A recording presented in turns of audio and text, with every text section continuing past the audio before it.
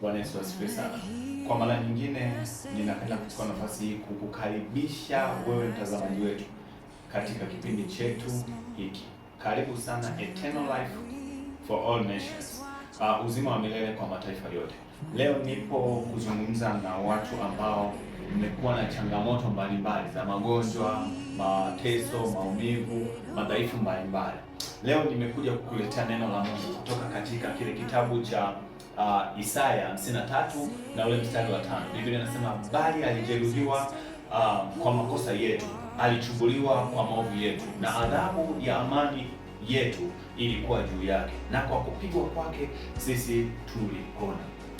Biblia imeweka wazi sana madhaifu. Tunazungumzia mateso, changamoto, misongo ya mawazo, magonjwa.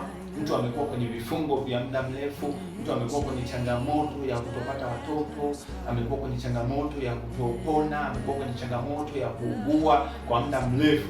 Sasa anahitaji kupata ukombozi, na neno la Mungu linasema kwa kupigwa kwake sisi tulipona.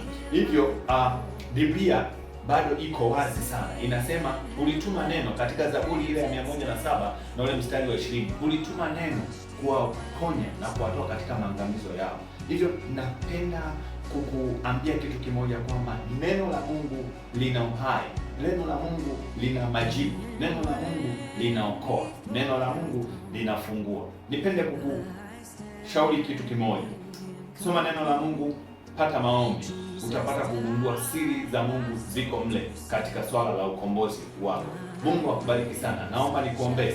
Baba, katika jina la Yesu Kristo wa Nazareti hai, ninakushukuru kwa ajili ya muda huu na wakati huu ambao Jehova umetupa nafasi ya mimi pamoja na watazamaji hawa kuangalia, lakini pia na kujifunza jambo moja kuhusu ufalme wako. Ninaomba uwaponye, mguse huyu mama anayeugua, anayeumwa kwa muda mrefu, lakini sawa sana neno lako ambavyo umelisema kwamba neno lako ni roho na uzima, ili ya kwamba mtu akapate uzima na kupata ukombozi katika jina la Yesu Kristo aliye hai. Umepokea uzima na ukombozi. Mungu akubariki sana. Mpaka wakati mwingine. Shalom.